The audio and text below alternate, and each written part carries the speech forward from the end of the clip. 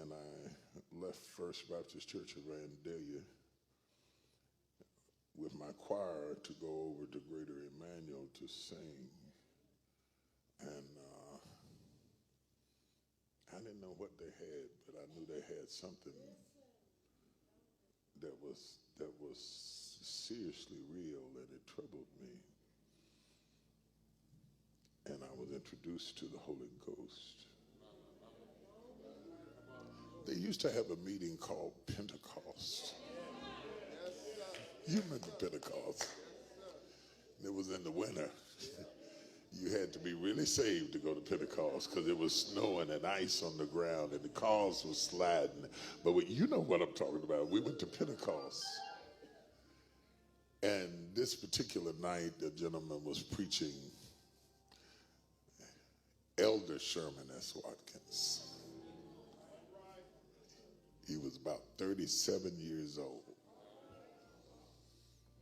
And I still remember verbatim the message he preached at 37. 7 shells of faith.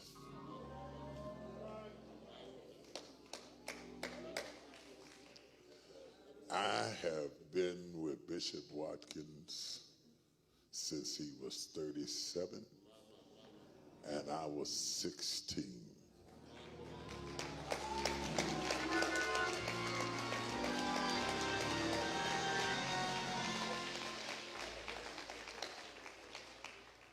I was with Bishop Watkins when he paid for everything.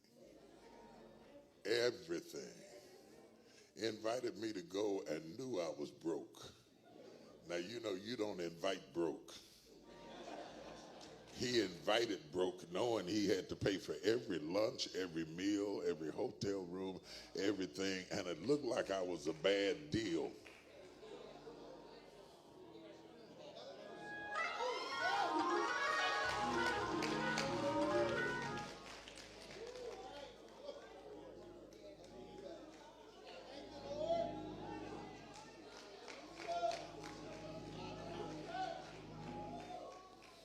Looked like I was a waste of money.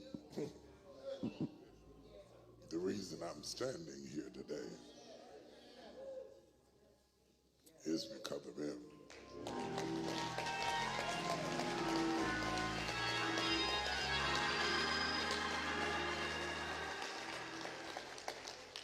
He gave me my first big revival.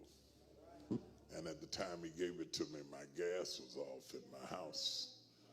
I just got married, and when I got married, I had money, but they laid me off and shut down the chemical plant, and I'd run out of unemployment, and everything had dried up, and I didn't even have a telephone. I had to go to Miss Anna Roy's house to call people on the phone. You know what I'm talking about. We was just married. She never complained about being broke. She never complained about us not having hot water. She boiled water.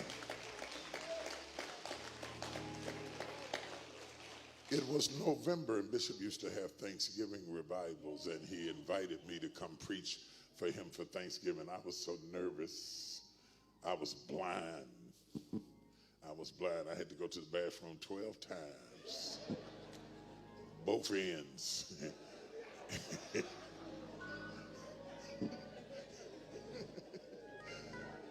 Everything was running.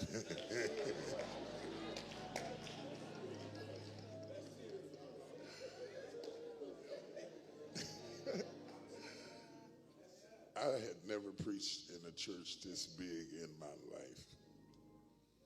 And right before I came, my sister was diagnosed with a brain tumor. And they went in her head to operate on her brain. And I said, Jackie, she's my only sister. I said, if you want me to, I'll cancel and stay here with you. She's my only sister. And she said, no, Tommy. She said, I think this is your big moment. And she said, whatever's going to happen to me is going to happen to me anyway. I want you to go and preach. For then, now, Elder has become Bishop Watkins.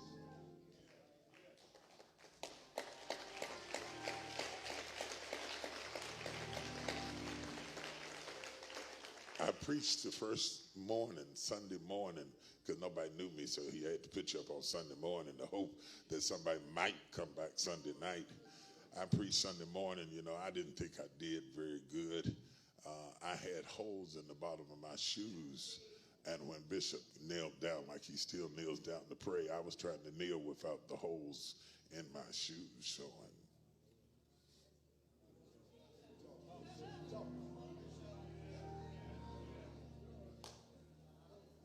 See, I want you to know the history.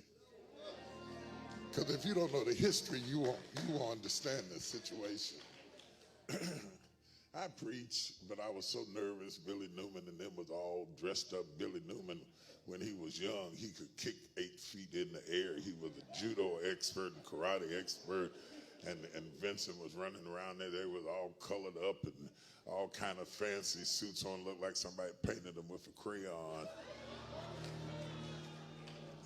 Bishop Watkins drove a red Mercedes, and him and Wilbur would be dressed just alike.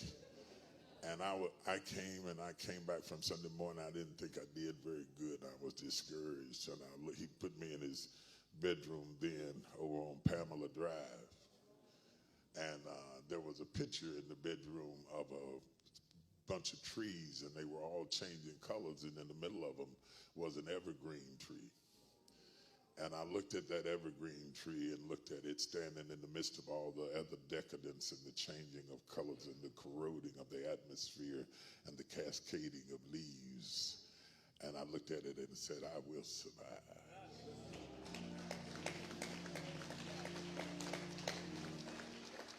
I came back and preached that night till I couldn't see, till my socks was wet, till my underwear was hanging down, till my suspenders had fallen, till my shoes was lopsided. And I had to let the devil know, God opened this door for me. You ain't gonna shut it.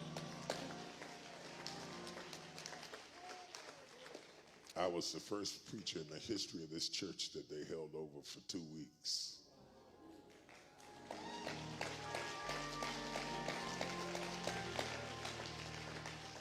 We cast out devils.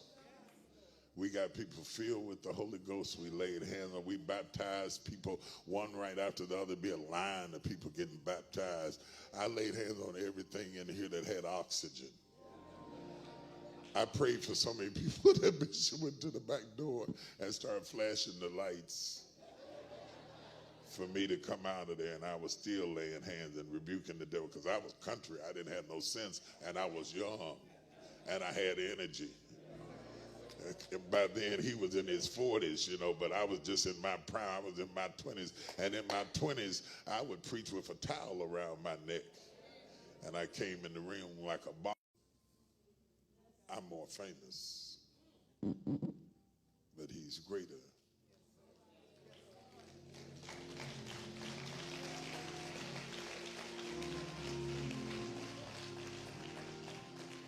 Because he is the tree. I'm just the fruit.